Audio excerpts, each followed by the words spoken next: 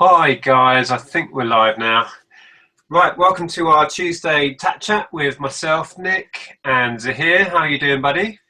I am very well, Nick. Just grinding along, getting some work. Although it's been a little bit quiet for me last couple of days, but how about yourself? Yeah, well, as you know, I've been working through these piles of books. I haven't quite got them all done. I was just working it out. I've listed £285 worth of books on eBay today, Nice. before postage, and another 50 quid's worth on Amazon. So it's okay, but I'm sick of the sight of books. Yeah, I And mean, you were saying you're it's sick of always the sight of it's nice stamps. when you pick up a job lot, but I think at the same time, it can be really like annoying as well. It's one of those things where you kind of like it. You're happy that you've gotten a great job lot of stuff because you're thinking, oh, great, I've got a bunch of listings I can put up and they can trickle through. But you can really it can turn sour in a way as well.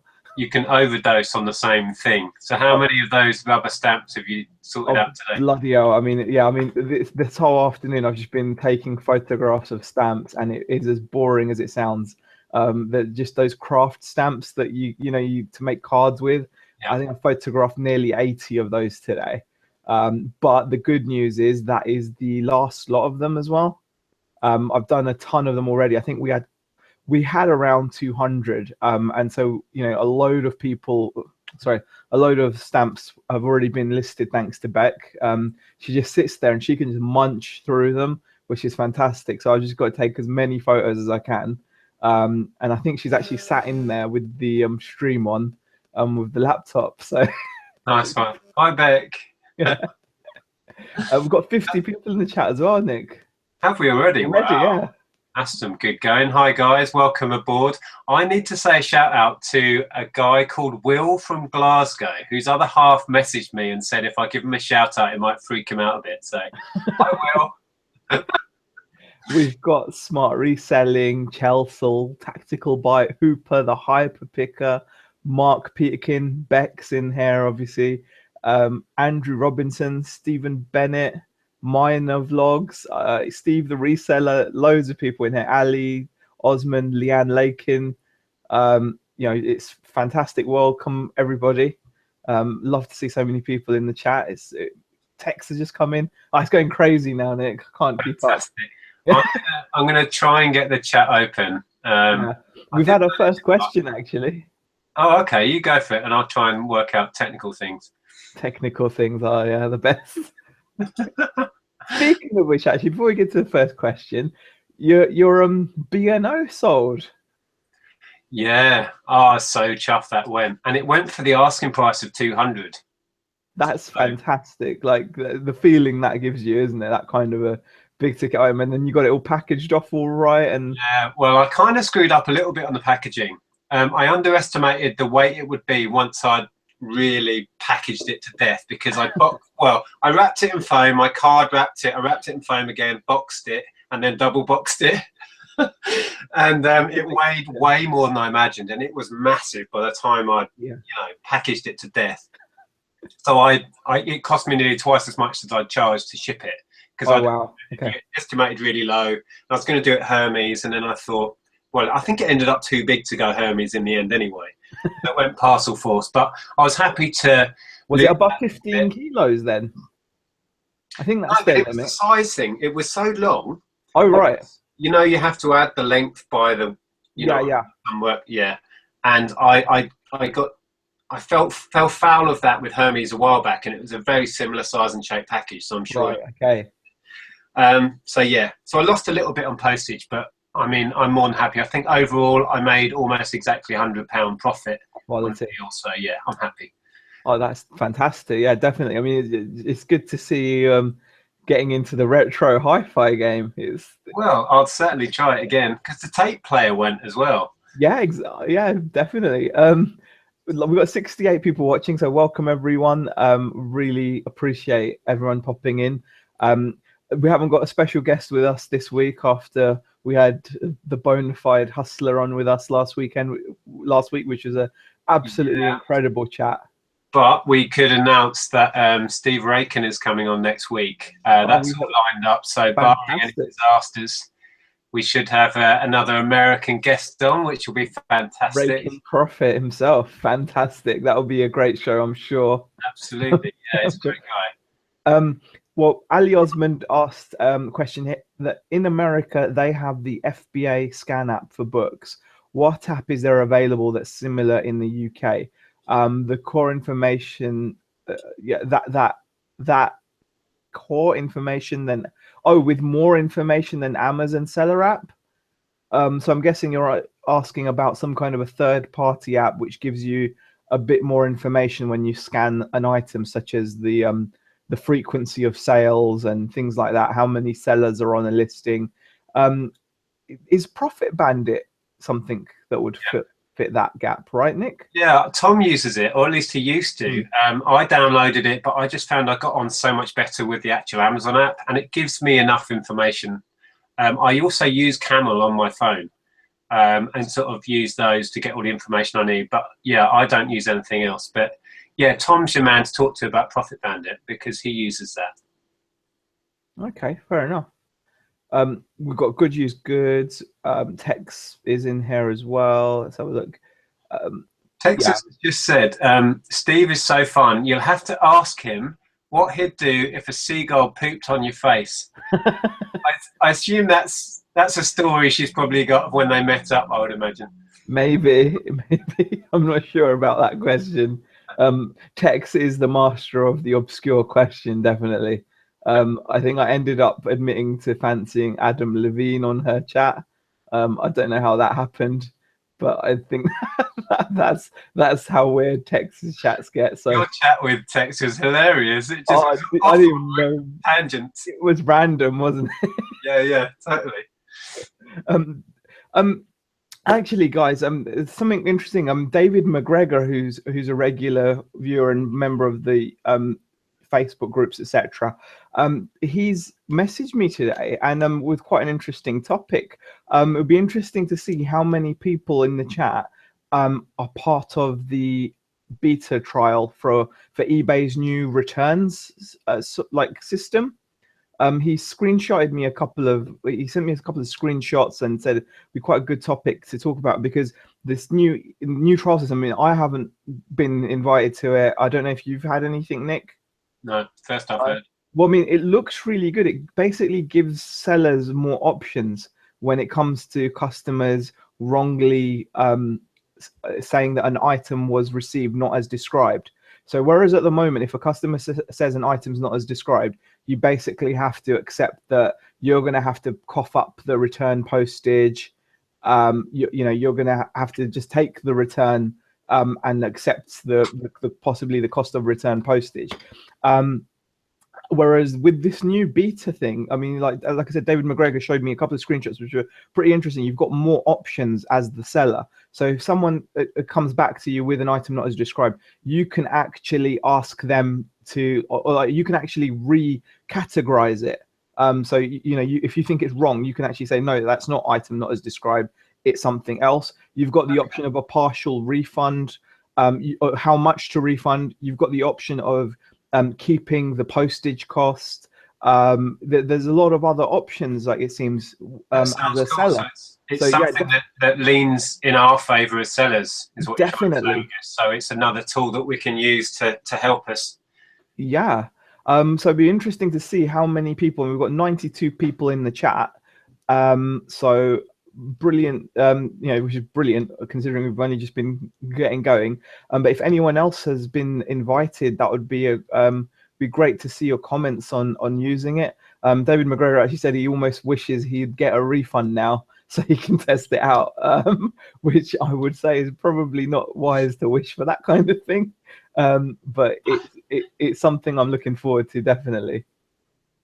I was going to say I had another. I had that slight cock up with packaging on the Bang & Olufsen, but I was quite happy with that because that was huge margin on that. Right. I sold a set of books yesterday. In my title, it clearly states 13 set of. It was the old Lemony Snicket ones, the ones everyone's selling now. And went to the racking right at the back here, picked them off. It's 12 books. Oh. And I'm thinking, oh, okay. And I worked out, I think, what I've done. It was a relist. All right. In the same condition. I'd used the same picture and the same listing, but somehow thought it was a 12-book set. So I sold a 13-book set, but only had 12. So I messaged the lady, and she was happy for me to just send her the second one. So I just ordered it from Amazon and used her address. So it's cost me a £5 out of that. Oh, okay. To put it right, but I didn't, she's happy, and I shouldn't get any negative. But yeah, it doesn't matter how many years you've been doing this, and you'll find these cock-ups happen. Oh, definitely. Yeah, I mean, it's quite regularly for me. I mean, luckily I've not had the wrong item sent to the wrong customer to Australia or something yet. I've not had anything like that yet, so I'm waiting for that to happen. I think, yeah, I mean, I've had the odd kind of like mishap, as it were, and just it's best to just try to smooth it over, like you said, just be straight up and be like, yeah, I'll sort it for you, but you're gonna have to wait a little bit longer. Well, I offered her she could have a straight full refund there and no, because it's my fault, or she could have a partial refund if she wanted to source the book herself. I gave her like 4 different options. Right. And she said, just source the book for me and get it sent to my address. So yeah, wow, cool with it. But yeah, be proactive. If you do cock something up, I would suggest just contact the buyer and be straight up, because most people, this is what we forget, most people are like you and I, and we'd be like, yeah, okay, that's fine. Yeah. And won't kick off. It's easy to always assume, I suppose, that you're going to always meet that kind of almost mythical customer. I'm sure that there are customers out there that are nightmares, but they're very far and few and far between, aren't they? Really, it's just that they're the ones we remember, the ones that are a right pain in the arse, the ones who think your Monopoly board's split down the middle. Those ones that just in your mind, but they are the minority for sure. Let's have a look. Someone said, David Morse, have you done a lot of GSP this week? I wouldn't have done any sales without it. I've had quite a few, actually. The Bang & Olufsen was actually going international. I only had to ship it to the GSP centre, and quite a few others. Have you had many, Z? Well, my sales have been so low, but out of those, yes, there have been a couple of GSP sales, so they could have been even worse magically. But yeah, I'm just finding it a little bit slow last couple of days, but I've noticed the little pattern as well. So I'm kind of noticing that beginning of the week just tends to be really bad for us. Like the Sunday, Monday, Tuesday, that kind of thing doesn't tend to be great, and then we seem to have like a little purple patch later on, and then it starts again. So just a bit weird at the moment. But yeah, I was gonna ask you about GSP. Do you fill in all of the size and weight detail on your package? No. I never heard that if you do, it's a bit more accurate.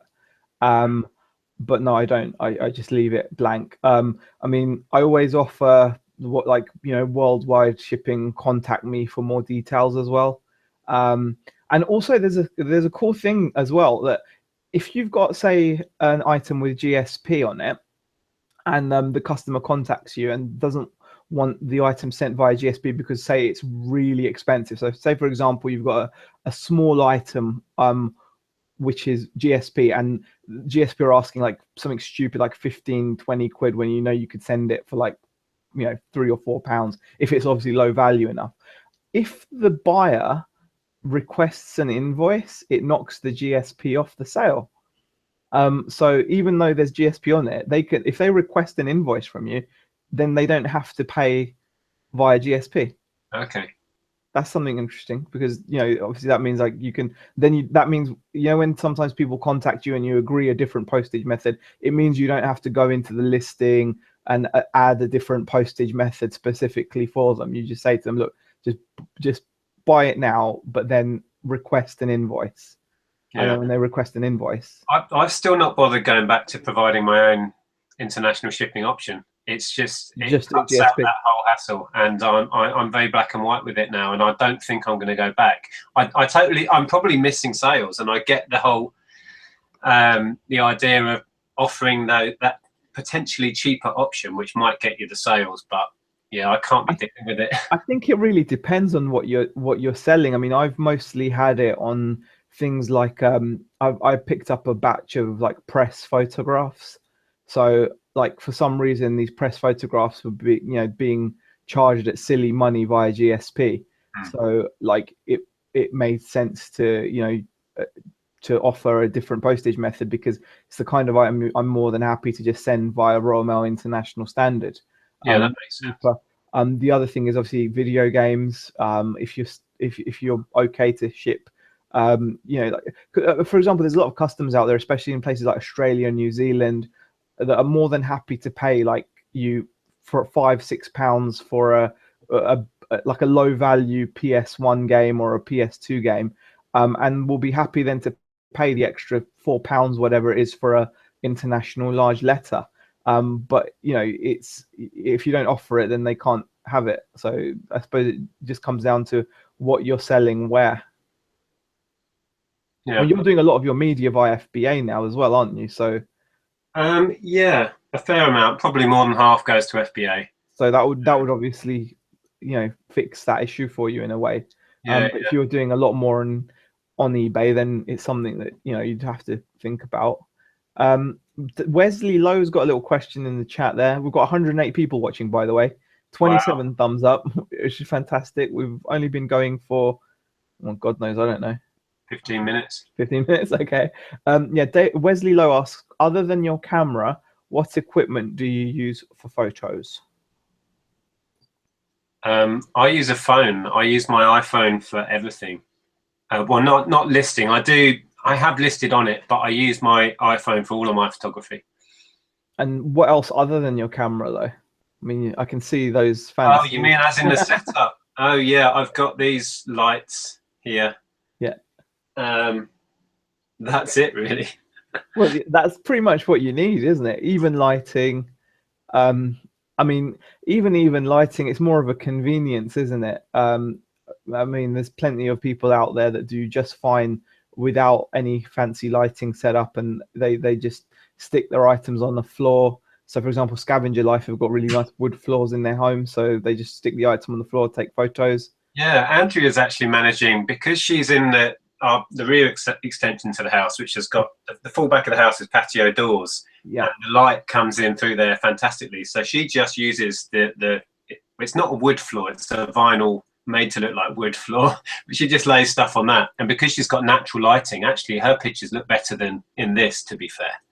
But it's like you say, convenience. I can do everything right there. Don't have to worry about being near a window and having natural light. But exactly. Yeah, it means you can work in the wee hours as well, doesn't it? Which I think would definitely benefit someone like yourself. Yeah, I'm a night owl. I was chatting to Ken earlier. Ken and I are nighttime people, whereas Caroline is completely the opposite. She was saying she's a morning person.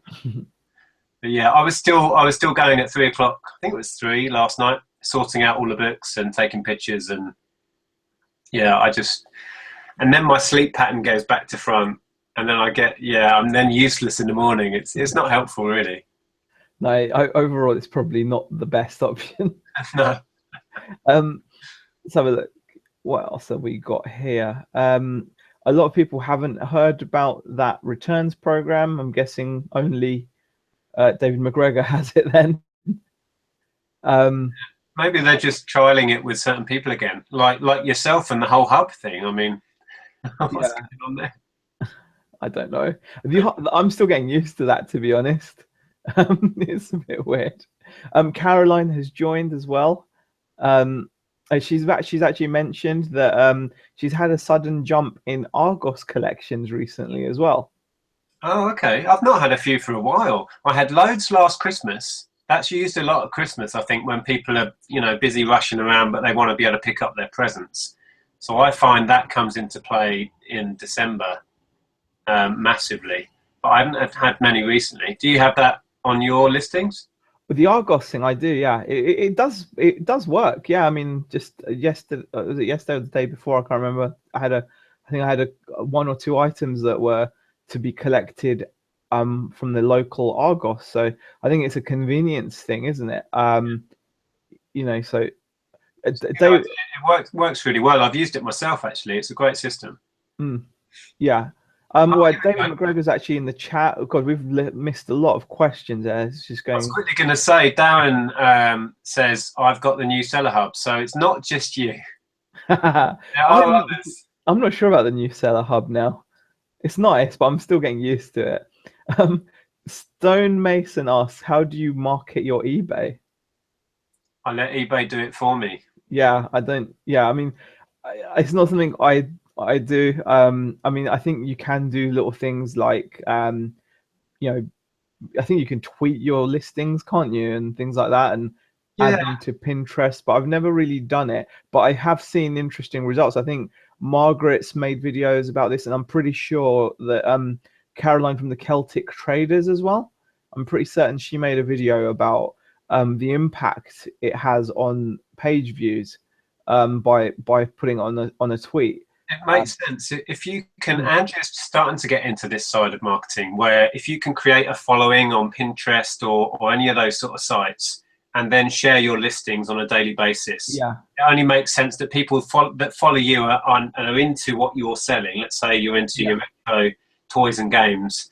That if you've got 1,000 people, let's say, following you on Pinterest, and you throw up your items on there, you're going to get some hits and you're going to get some sales. But I'm such a random generalist. I'm not sure that'd work too well for me. I'm not sure what sort of group. In a way, actually, saying that, I mean, Rebecca's been messing with this, and the cool thing about, even if you're a generalist, though, Nick, is you can have on Pinterest. I think you can have these different pin boards, as it were. So, if, for example, you've got like a certain amount of a certain item, you could create like a board, you know, with those items on there. So, you know, for example, in our case, craft stamps or press photos or whatever, and you can actually, even though you're selling like an eclectic variety of items, that is something that you could do. So I mean, I don't know if it was coincidence or not, but we did get a sale of an item that was Pinterested or whatever, but then again, we think it could just have been luck, because I mean, Beck's only really started using it, and it's not like she's got loads of followers or anything, from what I can tell. I don't know. It would be really helpful if somehow you could track where that sale came from. The click. You know what I mean? If you, it's like when we used to advertise the shop and for our old businesses and stuff. You don't know if it's ever working unless you add some coupon in there, or there's some way of tracking where your customers are coming from. So yeah, it's hard to know if Pinterest generates much at all, really. I'm sure it does in certain cases. And Andrea's given it a go, like I say. So we can't do any harm, really. No, absolutely not. Minor Vlogs asks, Nick Hills, what's your favorite PS2 game? My favorite one, as in personally, to play. Blimey, PS2, that's going back. I used to love racing games. I love the old Simpsons Hit and Run, actually. Did you used to have that? It's kind of like GTA, isn't it? Yeah. With Simpsons in it. Yeah, so yeah, it's quite fun, definitely. Yeah, that was great. Jack and Daxter were great games. So yeah, that sort of stuff. I was always I'm a platformer at heart, so I love the kind of cartoony, you know, that sort of stuff. I was never really into the serious shoot 'em ups and Call of Duty. I never have been. Yeah. David McGregor actually has just messaged in the chat about the new return system. It also allows you to, this is something that slipped my mind. He did mention this to me. It does allow you to stop buyers from swapping out items. So a lot of people, again, depending on what niche you're in, a lot of people are worried sometimes about people buying an item and then swapping it out for like their dodgy, broken version. So now you've got an option which allows you to stop buyers doing that if it's not the same one that you sent out. So yeah, but it's still, I'm all for this, anything that kind of protects us, but it's still going to come down to, you know, your word against theirs in the end, isn't it? It's still going to end up with that. Yeah, there is that. It'll be interesting to see how much trust they place on sellers, I think. Because they can't have the balance going too far in either way, really. No, it's a really tricky thing to get right, and I'm not sure you're ever going to stop people being able to scam, because eBay is based on trust, and that's where the whole feedback thing comes into it, and building up trust as a seller. But I'm not sure you're ever going to get something in place that stops people being being an asshole and ripping you off. Yeah, I think it's If they just want to, they will, I'm afraid. if they're determined enough. I mean, yeah, just look at the headache.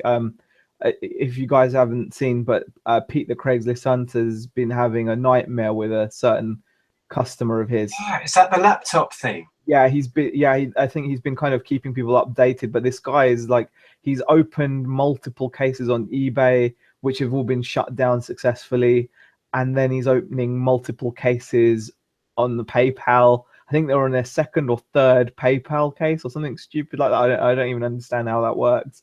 Wow. But yeah, surely in those sort of instances, it's just common sense, and eBay should be able to stand back and take an objective view and say that the guy's being an idiot. I mean, it's a perfect example of what you were saying about trust, though, because the issue was that the seller, the buyer, is claiming that Pete sent him a bag of sand instead of a laptop, wasn't it? So, you've got a seller that's got amazing feedback, great.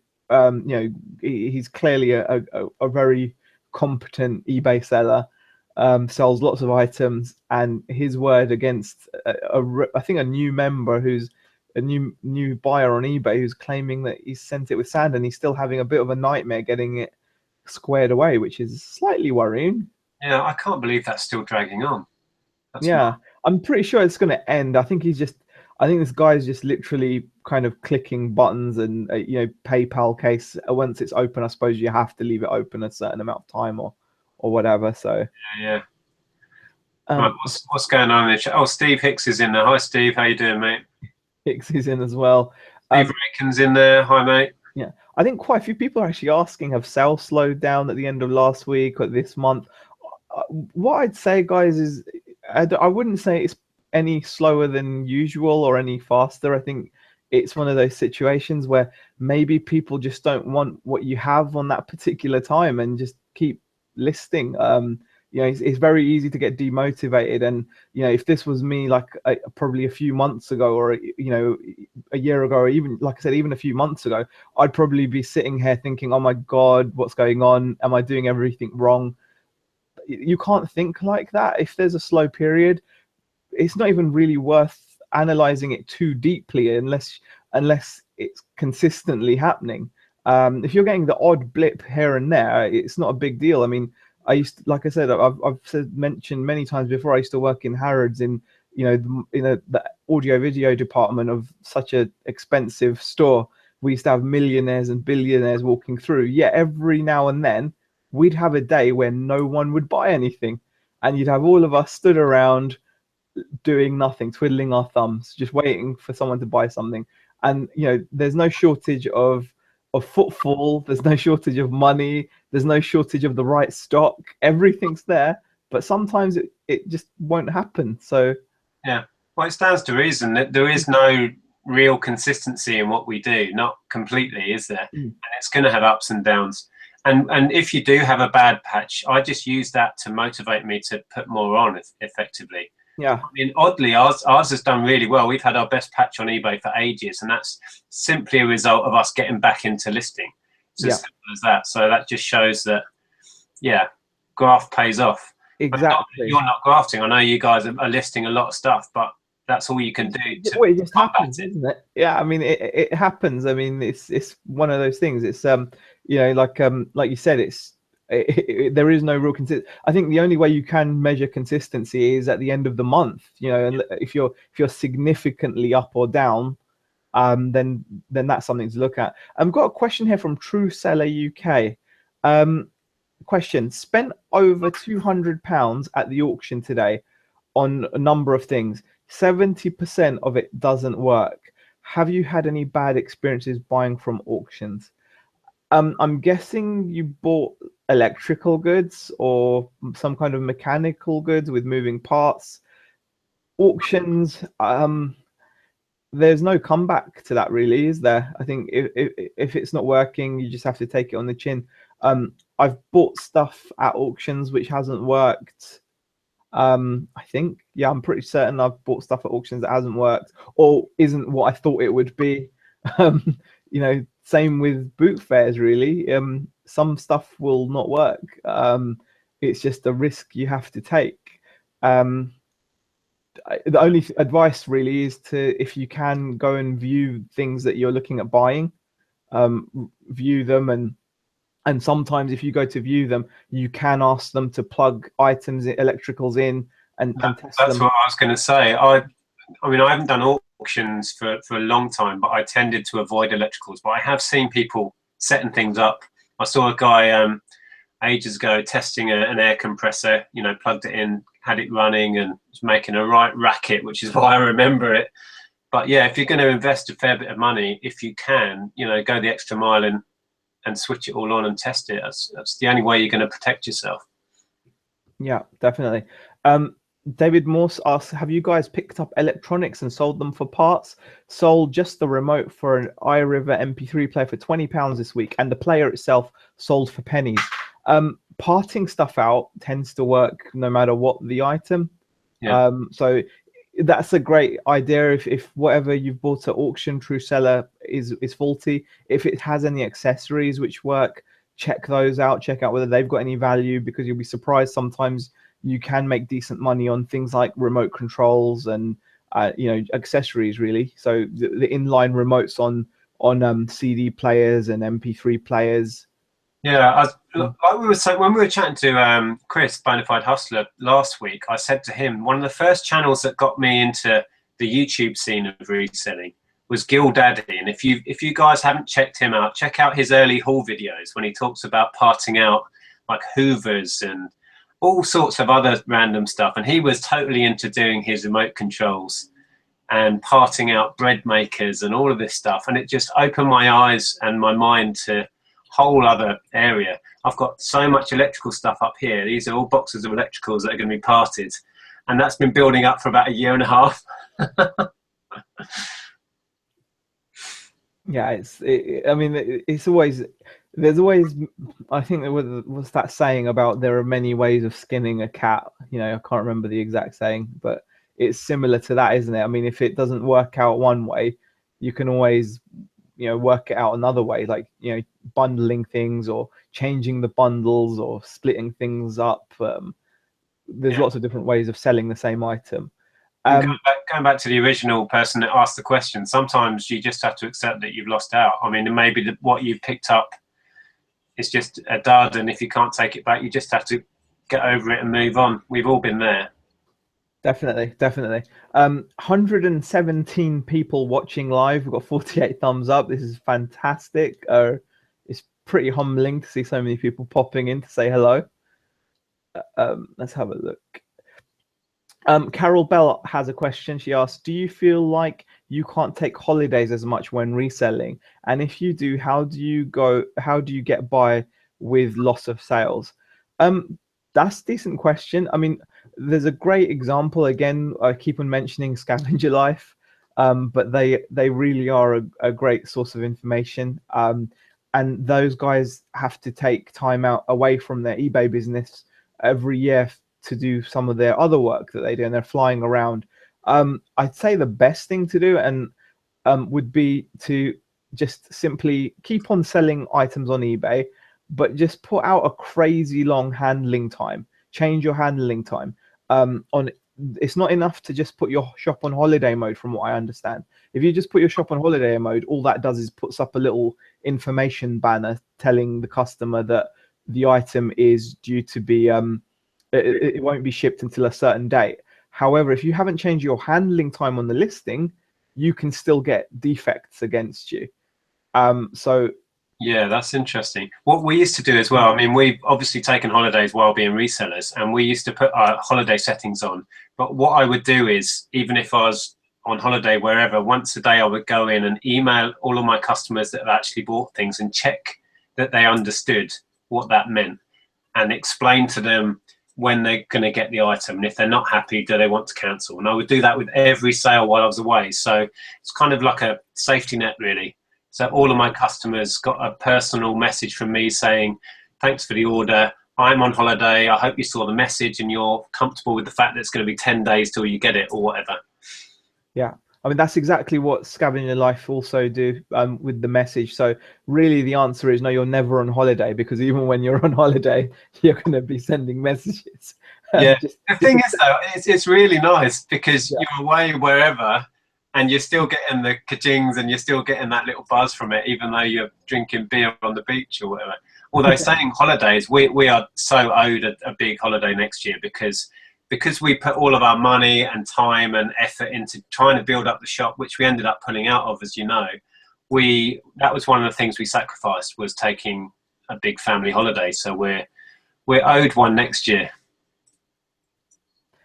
Smart Reselling, Darren's got a question. How are you guys getting on with the new flat file requirements that Amazon have in place? I don't even know what that is. Do you have any idea, Nick? Andrea showed me an email earlier about the gaming related stuff, where there's new things that you have to fill in. It hasn't affected me yet. I haven't looked into it. So no, but I will do probably tomorrow because I've got a load of FBA stuff to sort out. Okay. Let's have a look. I was going to ask you, how did you find your Jumble sale? I know you're going to do a video about it anyway, but did you come across any of the legendary elbowing grannies? Oh, I've got to say, I mean, your video on that was actually really fantastic. And I think Andrea handled herself very calmly in that situation, getting manhandled by a granny. Because I wasn't with her. We split up, so I could go. I went into the media, and she went and did toys. So I wasn't with her and didn't see it. But there's no way I would have stood there and let somebody just like move me out of the way. I just couldn't. When she told me, I was like, "Oh my! I wish I'd been there, so I could have given this." Yeah, I mean, a mouthful. Really, it's just so rude. I think Jumble sales are definitely an interesting setup, aren't they? It's the Wild West. Anything goes, I tell you. I've not been to one. If I'm honest with you, Nick, I've not been to one for years. I think the last time I went to one was before reselling. I mean, I'm talking like when I was probably a kid or something. I can't remember how long it's been since I've been to one.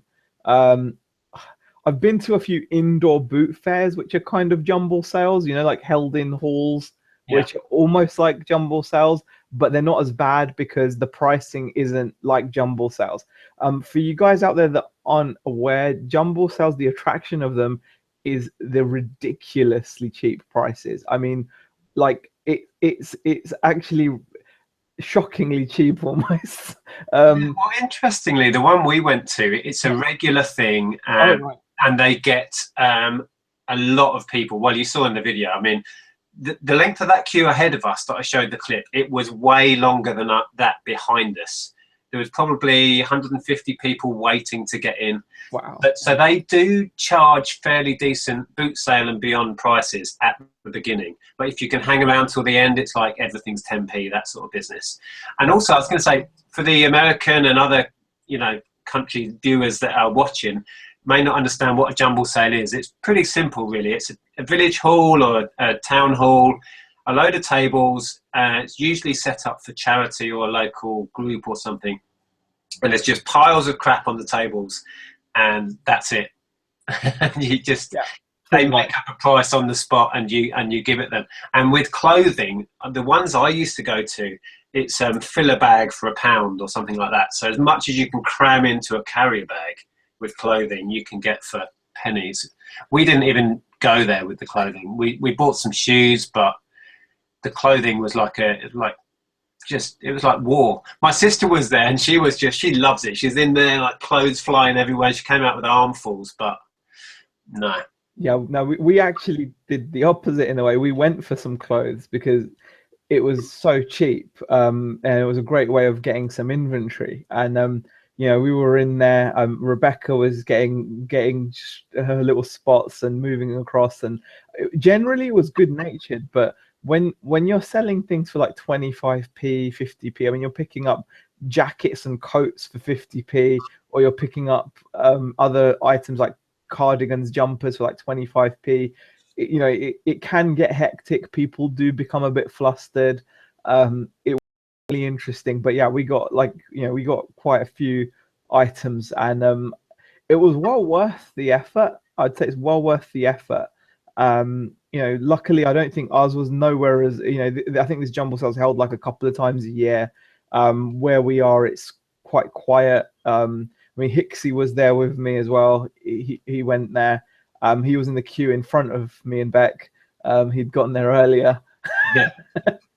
Well, I've still got better stuff than him, so it's okay. There seem to be fewer and farther between now. I mean, when I was, you were talking about when you were a kid. When I was a kid in the 80s, they seem to be every few months. And I'd love to get in a time machine and go back, because some of the stuff I remember being there was always vintage stereo equipment that just sat there till the end. There was always record players that nobody wanted. You know, the stuff you just don't see anymore that's worth a fortune now. Wish I could go back. But yeah. Yeah, there's definitely fewer of them around, aren't there? There's not like... Although there's another one next Saturday. And we're going to another one in Hitchins. So, yeah. I'm going to get there about 45 minutes earlier, maybe an hour. Yeah, definitely. Let's have a look. Slow sales question.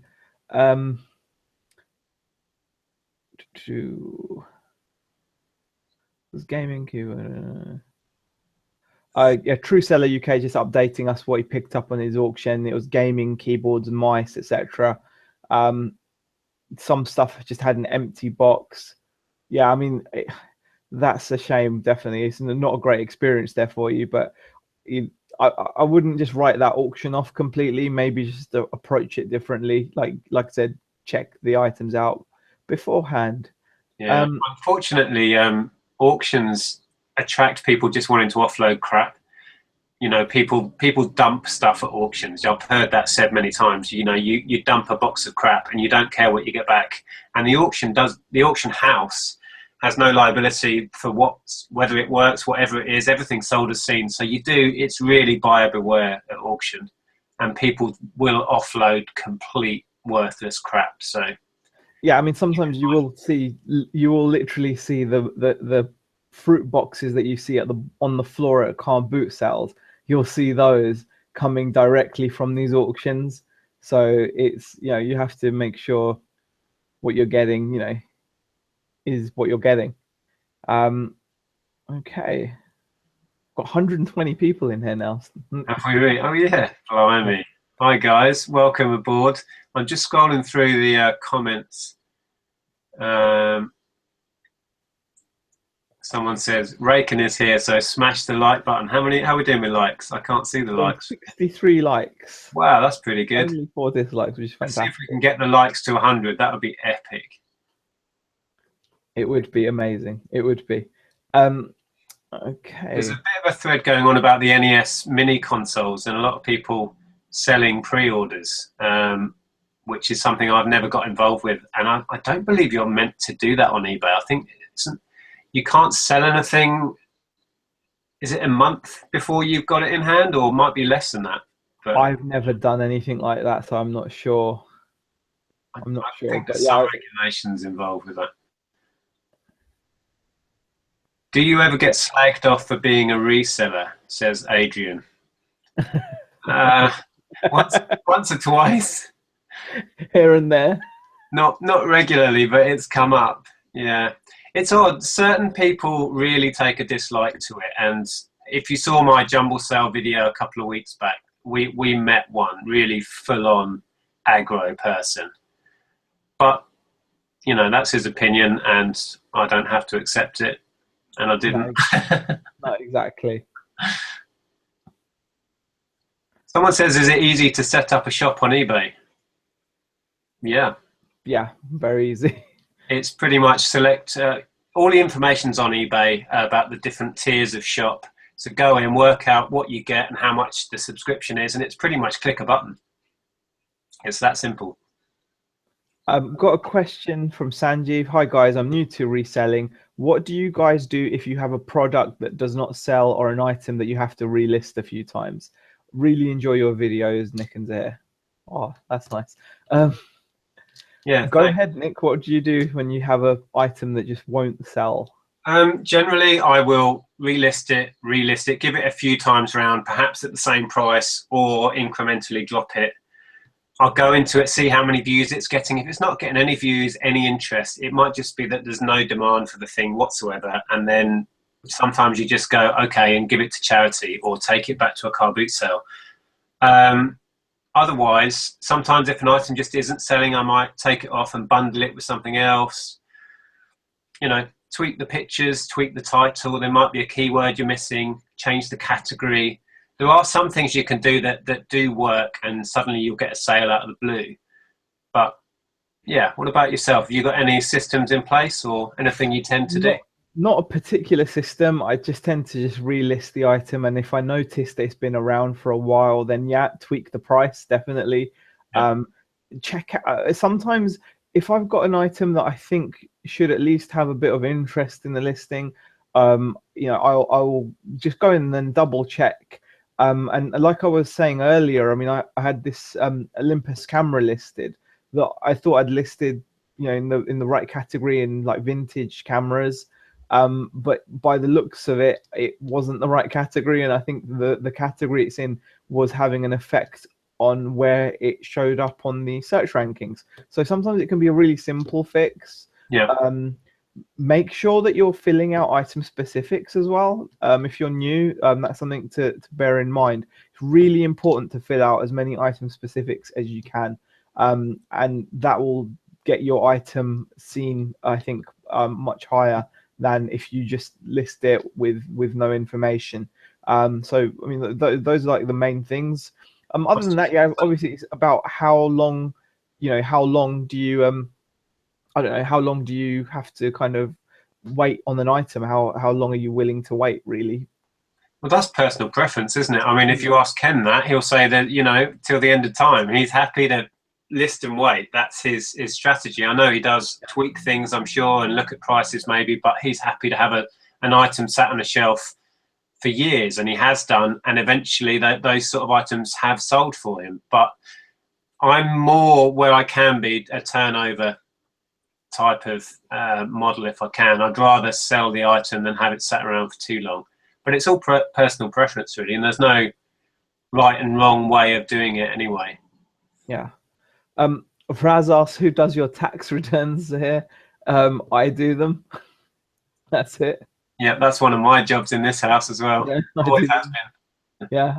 I was going to say, going back to sticky old items, it's always well worth, you know, don't just go into your management thing and just tweak the price or whatever. It's worth going right into the listing and having a look at your description, because I found a listing a while back that had sat there and not sold. Can't remember what it was, but it's something I would have expected to sell within a month or two. And I went in and I had listed it on a template, changed the title, but I hadn't changed the description. So the whole description was for something else, which obviously had put everybody off because they were freaked out by the fact that I was describing something completely different. But it's well worth, if you've got something that is sticky, yeah, go right in and look at your actual description and read it, because everyone can make mistakes, especially when you're using sell similar and templates, because sometimes you can have a brain fart and something obvious like the whole description in that case. Yeah, I mean, exactly, something as simple as that, really. Julie Hall asks, do you guys list items of low value just to boost the number? I have 100 magazines that I got for £2 at auction. Should I list them as a job lot or individually? Again, it's personal preference, really. Some people, you know, so why would you want to boost the number of inventory? Or yeah, I'm guessing so. Yeah, I think that's how. I'm not sure that that's particularly helpful in itself, anyway. Unless you're trying to build up a store and you're trying to build up feedback, that would make sense to me. But otherwise, I'm not sure it'd be worth your time if they're really low value. I mean, I do have a fair amount of low value stuff in my store, but it's just because I've ended up with it, and I'd rather get a few quid than chuck it away. But yeah, well, I mean, that's the thing. It's if you're willing to wait long enough, if it's not bothering you that it's there, you will make more money by selling individually, because obviously you might find a couple of issues in there that'll be worth more. But it comes down to you as a person, whether you're willing to sell something for, like, I don't know, £3 plus shipping or whatever. You know, if you're happy to do that, then do it. If you're not happy, then job lot it. But obviously, job lotting it will mean you'll get less, but you'll get your money quicker. Really. Abat says, "Hi guys, I had a 10-day auction last week. The item ended at £210. However, the buyer based in London contacted us and said he needs us to send him £30 to complete the sale." Well, that sounds I a was bit, just reading that. yeah, That's proper ridiculous. scam, isn't it? That is. Yeah, I would Just contact eBay and make them aware of what he's saying. Yeah, because that's dodgy as hell. If he's bought the item, it's a contract between him and you at the stated price. There's no pay me to pay you. What's he on about? That doesn't make any sense. Yeah, pay me so I can pay you. Yeah, no, he needs reporting and banning if possible. Regarding tax returns, do you use any specific program, or do you just use spreadsheets to keep track of things? Yeah, I don't use any fancy. I used to have software that we used. I used to use QuickBooks. These days, my accounting is that simple. That just adds time to it, really. I use basic spreadsheet, and that's enough, and pen and paper. Yeah, I mean, if you use the simple accounting option as well, like if you do like the simple stuff, it just makes it a lot simpler. So you don't say. Yeah, so you don't need to, but I mean, I can understand why people like things like, I think there's what's that program over Zero and GoDaddy bookkeeping or whatever. There's a lot of programs out there which will, you can once you get over a certain sort of threshold, and once you get into VAT and things, those sort of programs are a lifesaver because it's a lot more in depth. But if you keep under whatever the threshold is, you only have to really give them a couple of numbers, and as long as you know your turnover and your expenses, they don't really want to know anything else. So you don't have to worry about all the different categories of your expenses and stuff. When we had the shop and our turnover was massive, we had to go into way more detail, and we had to do VAT returns. So keeping on top of that meant we were spreadsheeting this, that and the other, and juggling lots of things. But that's when, I mean, the shop at its peak was turning over $250,000 a year, whereas now I'm keeping under the VAT threshold, so I'm doing nowhere near that. But yeah, I wouldn't overcomplicate tax if I were you. Oh, definitely. Okay. Any other questions, guys? I mean, have we got any topics other than lined up at all, or is it anything? No, I talked about Jumble sales, which I wanted to talk about. We did really enjoy it, actually. It's a totally different vibe at a Jumble sale. It's just, like I said, it's like the Wild West, and anything goes, and you never know what you're going to find at a Jumble sale. There was loads of furniture and bikes and all sorts, stuff that I couldn't, manage to bring home anyway, but there was all sorts of stuff there.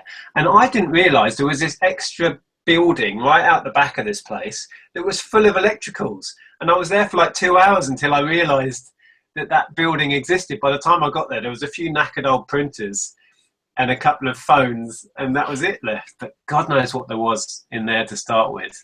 Yeah, I think it probably pays to scope out the layout of the Jumble sale so you can make a beeline. Yeah, but we've been there before, and I knew where the media room was, and I knew where all the toys would be, and it's a big, well-organised thing. But this extra room right on the back, I had no idea. Kind of wound me up, really. When I went in there at the end, I walked in and they were literally giving stuff away. The guy says to me, "If you like it, take it."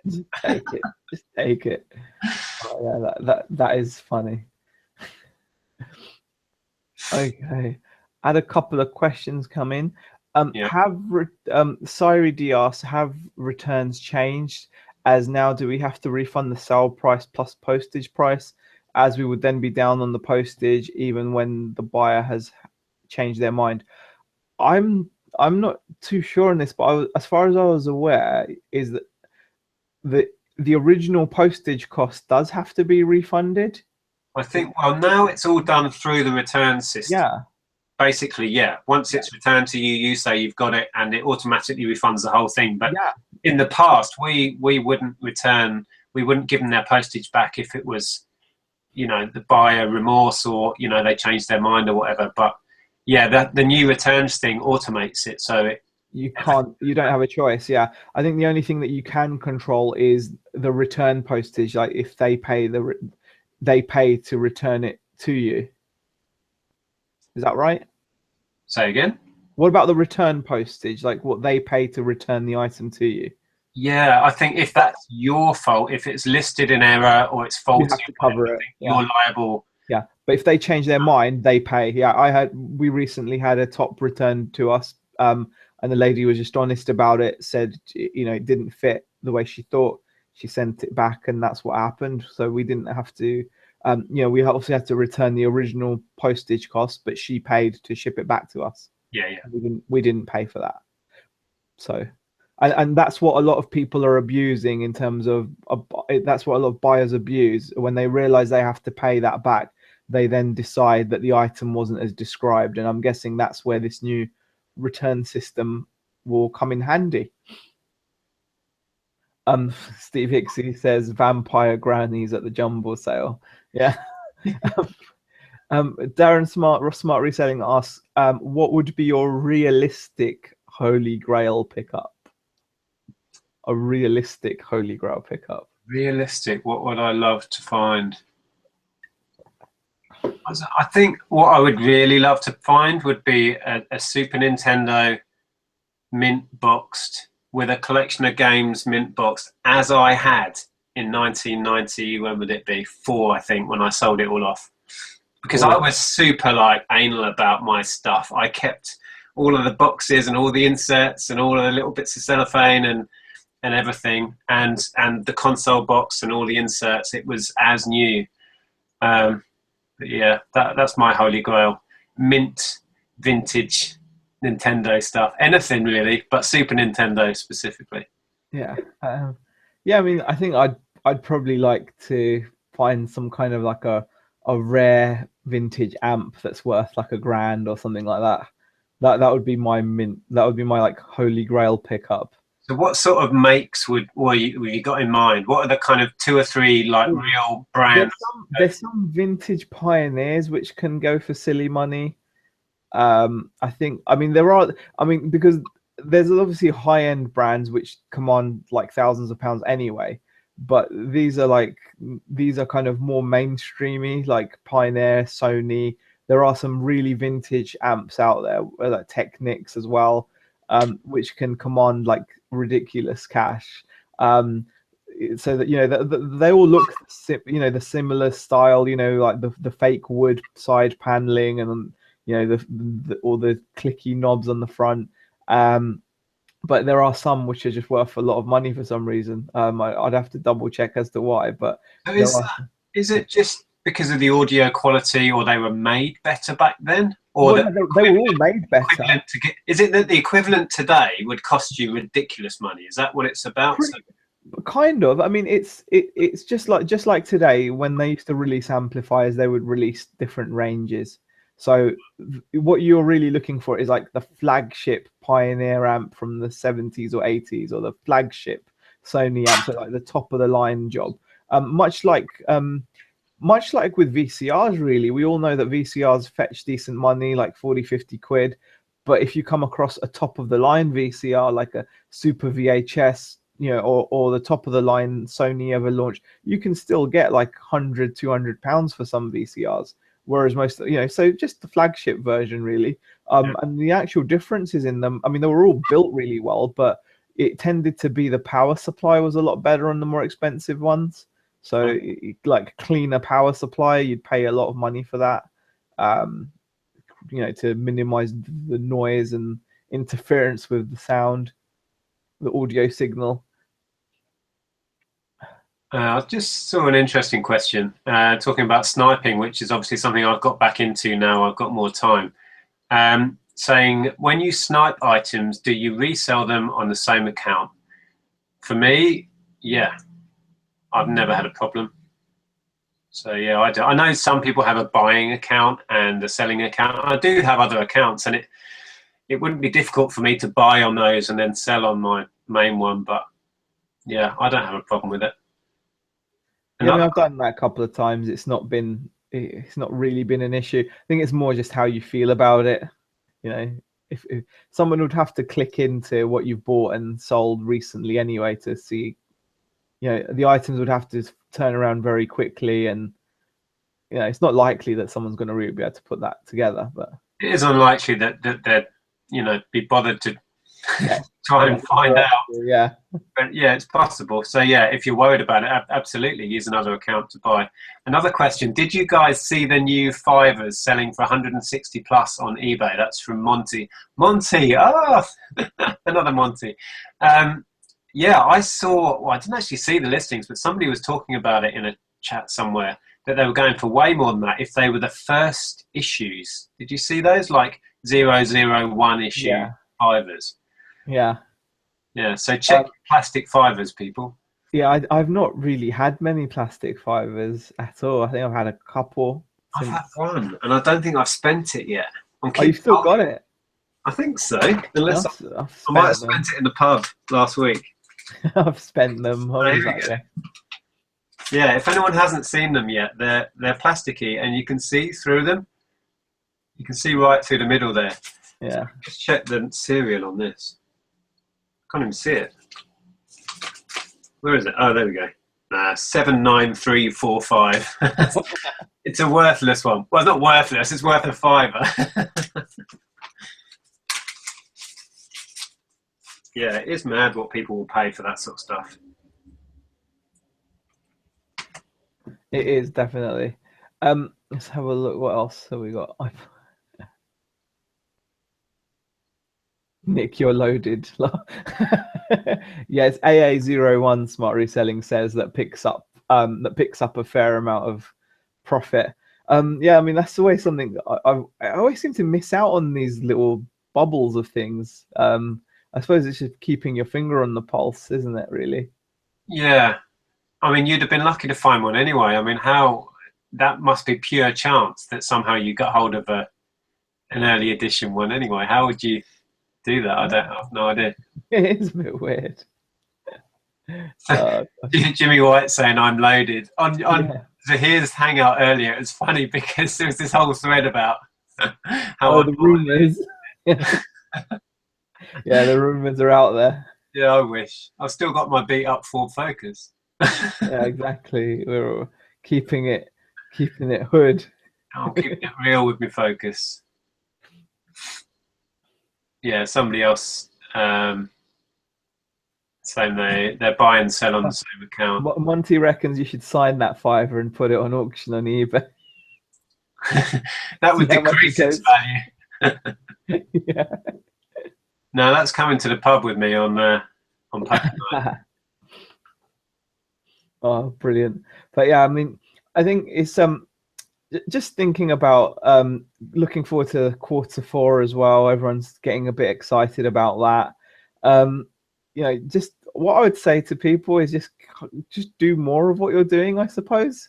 Would that be good advice? Just do more of what you're doing. Just list more. You know, work that a bit harder. I mean, is there any specific preparation that you would do for Q4 out there, or any advice on that? What, to me? Yeah. Obviously, if you've got a load of stock like I have, it is worth going through with Christmas in mind and getting that stuff on in time, which I've been trying to do. I sent a stack of it up to Amazon, so that's already gone and is priced up with Christmas in mind. The books today was actually thinking of Christmas. I'm listing loads of sets of books, and I did all my Harry Potter stuff. Because a lot of people do buy secondhand stuff for Christmas presents, so don't rule that out. It's not just about the new stuff. But yeah, and then anything obviously Christmas related, like Christmas decorations and all of that stuff, get them on now. People are buying now for Christmas. Once October comes around, it's, you know, we'll just go in the shops. They've already got their blooming Christmas displays up. It's like mince pies I saw in Asda. Mince pies already, amazing. And the big boxes of celebration and whatnot. Got a lovely comment in the chat, Nick, from Charlotte Woodley. She says, Nick, I love your videos and you're one of the reasons I have started selling. I only sold 16 items so far. I get way too excited when you and Andrea uploaded the Jumble sell video. And your vlogging style videos are the best. All right, well, that's good to know. We do enjoy making those, and we're getting used to making those, because you have to be so mindful of the fact that you've got, because obviously once the moment's gone, it's gone. And I found that at the Jumble, having to really think, oh, I've got to film something now. So it's, yeah, getting the kind of vlogger headspace on is takes a bit of getting used to. You haven't done that many vlogging videos yet, so are you going to try a bit of that? Yeah, I'm not sure if I'm comfortable yet. I don't know how to vlog. I've called things vlogs, but I don't think they are vlogs. Well, you did your notorious crutch cam business. Yeah, but I've had to stop that on advice of my lawyers. Um, I find it with the phone really quite easy because I just hold the phone like that. Yeah. And walk around with it in front of me, and nobody pays it any attention because everyone's holding their phones anyway. Yeah, exactly. Yeah, I find it quite easy. It's just remembering to do it. But yeah, it's really nice to know that people enjoy those, and they do get a lot of views and a lot of good response. So yeah, we'll try and vlog again at the next Jumble sale if we can, if I remember. Whoops, sorry about that. Carp Fishing Adventures has a question. It says, Nick said he's mortgage free. How has this changed your life / reselling? I'd love to do this one day. Well, it changed it a lot. I did a video about kind of how I got to this point. We had a gaming shop, very much like CEX. It was called Replay. We ran that for 8 years, and that was a runaway success. And our mission with that was to buy a house in Hitchin, which we did, and then pay it off. Which was, once we achieved that, which was why we closed the shop, so we could have a bit of freedom and a bit of time, and we could just carry on reselling and not have the massive pressures of a mortgage or rent. I mean, like yourself, Zaheer, I know what it's like being in your shoes when you're having to pay that rent bill doing reselling full time, because we did that before the shop. When we were renting, we were full-time resellers going back to 2001. And that pressure was real, like I was chatting with Zaheer the other night about it. But yeah, it changed our life because we had the freedom then to experiment with eBay, with Amazon, with the shop last year, for example. So yeah, and we're so glad we did it. It's probably the biggest cost that most people have on a monthly basis, isn't it? So it's, obviously it's going to have a huge impact on what you can do. So yeah, it's the aim for a lot of people, and myself included. I'd love to be in that position, and I suppose if there's one way of doing it, it is this, because it is, like we've always said about reselling, it very much is about how much work you put in is what you'll get out of it. The more work you put in, the harder you push yourself, I suppose, the better the results are going to be on the other side. But I'd like to just add to that, because even though people say that, it doesn't happen overnight. You have to work hard consistently for a long period of time, I think, to get to the level of success. You can't just be like, I've worked really hard for like 6 months and that's all it takes. I'm sure it does happen for some people where they blow up and they do incredibly well after just 6 months. I'm sure there probably are some people out there that will, there's always an exception to prove every rule, isn't there? Clearly there's overnight successes, but we've never come across one of those. Yeah. And even though I look back to the shop and I say, Replay was a huge success and it earned us a lot of money, we went without for the first 2 or 3 years. No holidays, no time off. And I had very little time off for the whole 8 years. But it paid off, and it was a kind of calculated thing, really. So yeah, but there is no quick success, particularly in reselling, I would say. It's about graft and about building it up. Yeah, like building up your tolerance in a way to the pressure, like the constant thinking about it, the constant, the constant keeping your eye on your sales, etc. It's just, you have to get used to all of that, I think. Yeah, it's about riding the waves, enjoying the surfing on the top of the wave when you are, and then coping when you're down at the bottom. Definitely. Eating the seaweed. Yeah, definitely. Anyway, how are we doing for time? Should we see if there's another question or two, and then we can wrap this one up if you like? Definitely. I don't know if we've missed any questions or not. Probably. Oh, Steve's talking about being ripped off at the boot fair. Charge £4 for a burger. That's not too bad. What's he moaning about? That's your advice. Next time you go to the boot fairs, eat. That's the clean version. Yeah, definitely. Boot fairs, they do charge you some money for food. Some of those guys have got it made with those traveling burger vans. They make a lot of money. Well, it's all very kind of closed off as well. You can't just join in and park your van up. If you look at most boot fairs, they state clearly no food or etc. because they've already got these deals with these people. So yeah, that's just like printing money, isn't it? Well, hard work. I mean, again, it's not. I shouldn't say things like that. That's very lazy. There's no such thing as printing money. It's hard work still. Yeah. Nick, do you still have your plumbing gear? I sold off all the brass and copper stuff, but I do have tons in the loft of the plastic big stuff, which I haven't looked at for bloody ages. And it's worth a load of money as well. I need to sort that. It's very scary. What I will say is very scary how quickly your backlogs can build up. Like we've been really getting to the point where we were almost at that stage where we had stuff coming in, getting listed, and then going out. Yeah. But all it's taken has been like a couple of pickups here and there, a couple of job lots or whatever, and suddenly you've got a lot of work ahead of you. Like just looking at the bags of clothes from the Jumble sale, just looking at, you know, we've just getting through all those stamps, the boot fair pickups, and suddenly you've got quite a few items to list. It really is difficult to keep at that kind of nirvana state of. That's an interesting one. Do you feel a bit more comfortable now you have a little backlog, or were you happier when you had it all listed? I think I've got to say I'm happier now that I've got a little backlog. I've got to admit that's definitely the case. I think I didn't like thinking, oh, that's, you know, because then it's immediate pressure to source, isn't it? And sourcing is not difficult. It's the best part of the job, but it's nice to know that I've got a lot of listings to go up. So, and is clothing something that you find easy to list? Because I don't. Well, luckily, I like photographing it, and you know, Beck's doing the listing on it, and she's fine. She measures it, does the measurements, and lists the item. So yeah, I like clothes. I don't know what it is. I don't like it. I listed that RAF jacket and a pair of new Levi jeans last week. That was enough for the whole week. 2 items. Shoes, I don't mind. I quite like listing shoes. I don't know. It's just a mental thing.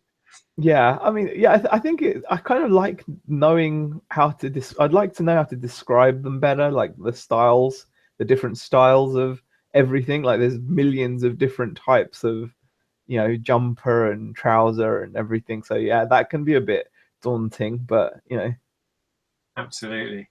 All right. Well, I was just seeing what's going on in the chat. Ryan Brown has a little question I think we could answer before we pop off. Yeah, go for it. What we got? I can't see it. Yeah, she goes, Ryan Brown asks, is it worth keeping computers around so you can use them to test games before selling? I think you could avoid having, as long as you're able to judge the state a disk is in, I think you could avoid having a computer around. I mean, you know, even if you do have a computer around, unless you're willing to play through the whole game, there's no way you're going to know whether the disk is fully working, right? Yeah, I don't, because I mean, how far do you take that you keep an N64, a Game Boy, a GameCube, a PS2, what you keep everything in stock and you have like a grand's worth of equipment on the side? I don't think it's feasible. I tend to, what Zaheer was saying, I tend to go by condition of the disc. But if I do have a console in stock, particularly with cartridges, I will test cartridges or at least see if they boot up. But I've had, and that's an interesting thing you said, that unless you're going to play it right through to the end. With disc games, I've had several times over the years, it's not a scam that comes up as much, but I've had people saying, I've had this game 2 weeks and I got to level 18 part 6 and it crashes, and then they want a refund and it's like X amount of weeks later and there's not much you can do. You can't, Not you really. can't deny that it's happened. Even if you get the game back, are you going to sit there for like 3 or 4 days to get to the point? I think technically, if you've got a PC, I'm sure there are programs out there which can read like a CD and tell you if there's any bad sectors on the disc. That's a good, yeah. But even if you do that, all it takes is for the buyer to still say it doesn't work. And it kind of doesn't matter what your program says about the condition of the disc. Yeah, because they'll say, well, my PlayStation 2 doesn't run it. Yeah. And weirdly, I've had that in the past, going back to when we had the shop and PS2 was the big thing. I would like test or sell a game and they'd say it's not running. I say, okay, well, let's have a quick look. Because at that point, I did have all the consoles set up and to use. And it would run on mine and it wouldn't run on theirs, or vice versa sometimes. So yeah, it's really hit and miss. I don't know. And we used to have the thing where, do you remember in the days of PS2, you'd have the blue discs and the silver discs. Yeah. Some consoles wouldn't play blue ones. Some consoles wouldn't play PS1s. Definitely, yeah. Some aren't as good as others. So just because you've tested it on your machine, I mean, I actually had a similar thing where I almost thought a console was faulty because the game played on one of my other PlayStation ones, but it didn't play on this PlayStation one. And it was only when I tried another game in the PlayStation that it couldn't play this particular game, and it played it fine, that I realized it must just be something about the CD drive. Well, Big Nuke says, it sums it up really, not all CD readers are the same.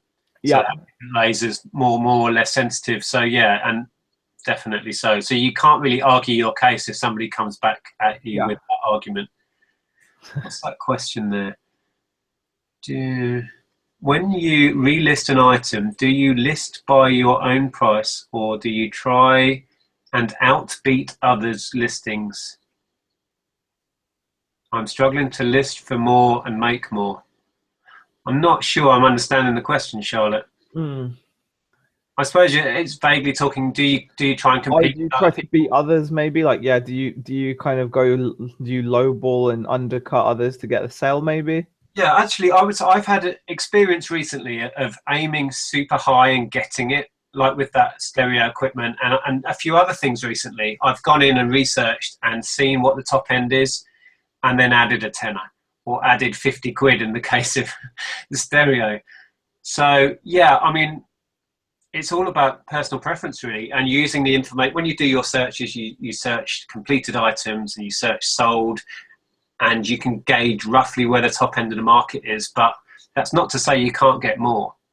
Yeah, I think that's the beauty of eBay. I think that you really can control to an extent. I mean, realistically, what you ask for an item. I mean, if you're confident in your item, sometimes just pricing it too cheaply can have a different effect. And sometimes it's just the case that your listing might go live at the time someone's looking for an item, and then you've got a brand new listing with the little new listing logo, and the buyers looking for that at the same time, they might not even notice that there's 5 other listings that have been up for 2 weeks which are a tenner less, and they'll just see yours and buy yours because that's what they want. That's all it takes. You put it in a different category, or you've clicked that certain item specific that they're searching and nobody else had, or importantly, you're using GSP so somebody in South Africa can buy it, and all of the other sellers aren't. So, yeah, definitely. Ad said that, funnily enough, he had that the other week with a customer saying a blue disc wouldn't work on their machine. So yeah, it's an age-old issue, that one. Someone said Nick's fave console, PS2, can't stand the machines. Can't stand them. Give me Nintendo and I'm a happy man. Right. Okay, well, that's cool. Anything else you wanted to say, Mr. Z? I'm good. I hope everyone has a great week. Lots of listing, lots of sales, and hopefully things are going to start picking up. If they haven't already picked up for you, like you said, it's different for everyone. I think just chin up and keep listing. That's what we're going to do. Absolutely. Everybody just keep on listing. We should get t-shirts done. Funny. Keep calm and list. Oh Yeah. man, I should do that. Oh, talking about t-shirts. Right. Anybody in the chat, quickly before we go, can't wait to get onto Amazon merch. Yeah. I am itching. That is so up my street, designing t-shirts and not having any of the hassle of holding stock, printing t-shirts, you know, having any inventory. Yeah. That is such a cool idea. It is a lot of people are going to be getting into that, I think. Be interesting to see if anyone in the chat is, but yeah, it's a great idea, like you said, because they only have to make the t-shirt once it sells. And it's a genius idea. For those of you that don't know what we're talking about, Amazon launched in America going back 6 months to a year now, Amazon Merch, where they have these amazing machines that print t-shirts and other items of clothing, I think, on demand. So, and you can get involved in this by sending up your own designs, and then if somebody likes the look of it, Amazon click a button and it's printed instantly, and you get a commission. But you don't have to do anything other than have your design on the store. So, yeah, I'm going to be all over that like a rash when that starts. Yeah. Yeah, Darren Smart says he'd love to get into that. Spent 10 years as a graphic designer. Ad says he's already applied for Amazon merch. Can't wait. Whoa, what? You can apply? Ad is ahead of the curve. Jesus, when did I miss that? What? Applied. That's what I'm doing when I end this chat. Yeah, get on there and look for the application, see where it is. But it's definitely a very good idea. Amanda OC says, pity I've no creative talent. I wouldn't let that stop you personally, Amanda. If you feel that you've got no creative talent, there's no reason to not stick a couple of designs up that you've come up with, because you just never know. And surely it's not going to cost much to have your design up there. It costs you nothing. Yeah, I think it's only when it sells they'll take their fee. So really, just, you know, I go on also, like you don't have to have much design skill. Yeah. I mean, I went to art college and have a degree in all of that stuff. But when we did our t-shirt designs for the shop, the made in Hitchin ones that was just made in Hitchin in a nice vintage looking font, they sold really well, and that took us 5 minutes to design. It was literally just pick a font and write it. So don't worry about having any design skills, because simple, bold stuff sells. Exactly. Anyway, yeah. Well, thanks ever so much, Zaheer. Pleasure as always. Love these hangouts. It's always 88 thumbs up, Nick. 88? 88. 118 people are still in there hanging on. Hanging on our every rambly word. It's fantastic. So next week, just another reminder, obviously, Steve Rakin will be on the show from Rakin Profit. I'm excited about that. Yeah. Definitely. Yeah, that'll be good. So it should be same time next week, 6 o'clock. And barring any disasters, we'll have Steve with us. So thanks for your questions. Thanks for being in the chat. And thanks for watching. And we'll see you again next week. See ya. See you later. Bye.